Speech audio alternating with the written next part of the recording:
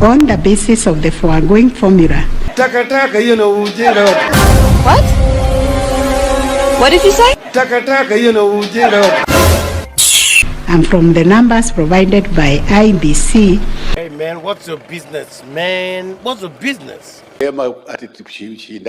Tufanye nini? Mashindano ya kisiasa sio uadui. Mimi nimeshindana kisiasa na Raila.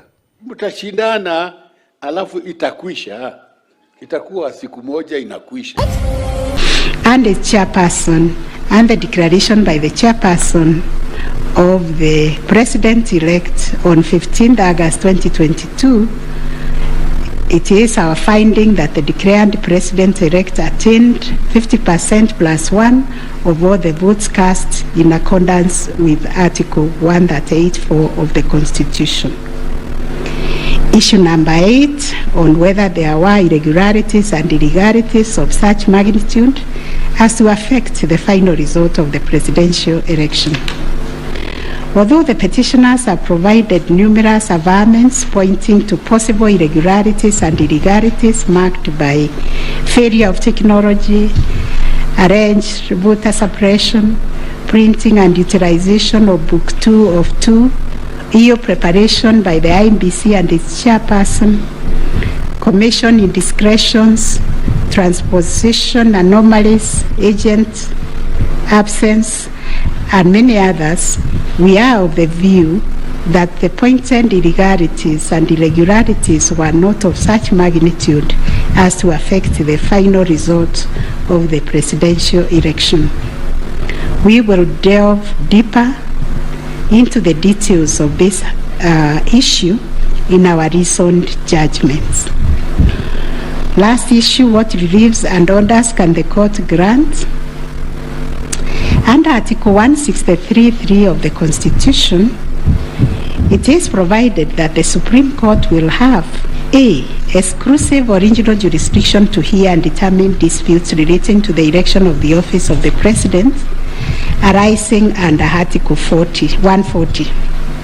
And Article 140 provides, I quote, a person may file a petition in the Supreme Court to challenge the election of the President-elect within 7 days after the date of the declaration of the results of the presidential election. 2, within 14 days after the filing of a petition under Clause 1, the Supreme Court shall hear and determine the petition, and its decision shall be final.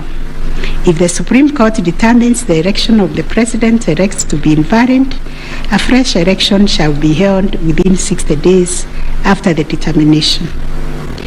In exercising its jurisdiction pursuant to these provisions, the court sits as an election court with a mandate to determine the validity or otherwise of the election of the President-elect.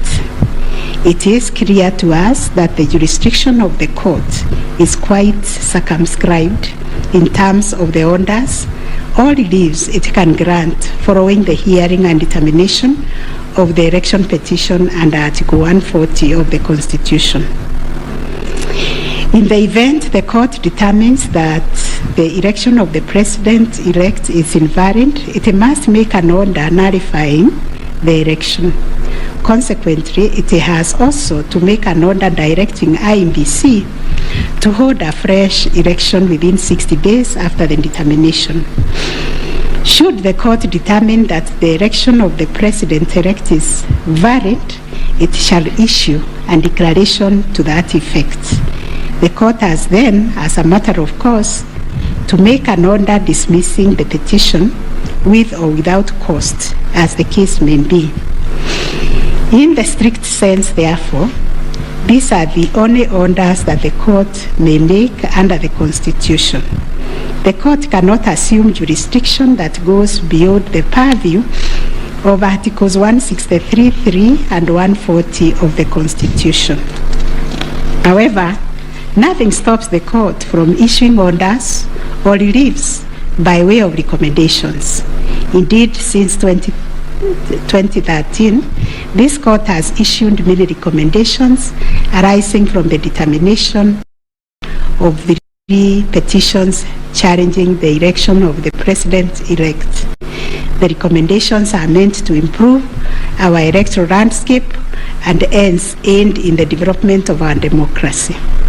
In this regard, this court has been greatly aided by the contributions also of the amici curiae, and the court places a heavy premium on those briefs that were filed and those which were admitted.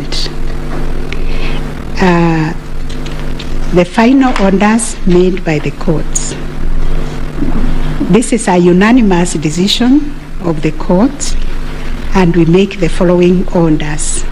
1, the presidential election petition number E005 of 2022 as consolidated with the presidential election petition numbers E001, 2, 3, 4, 7, and 8 of 2022 are hereby dismissed. As a consequence, we declare the election of the first respondent as president-elect to be valid under Article 143 of the Constitution. This being a matter cutting across the public interest, we order that each party do bear their own costs. It is so ordered. And finally, the court has asked me to also acknowledge, although we'll do it in the long draft, the enormous contribution made by council in these proceedings, and also the orderly way the council, all the advocates and parties conducted themselves. They remained seated throughout the proceedings. That is the judgment of the court, a unanimous one. We shall issue a media summary to help the media summarize the case. I think that is all. Thank you very much for coming.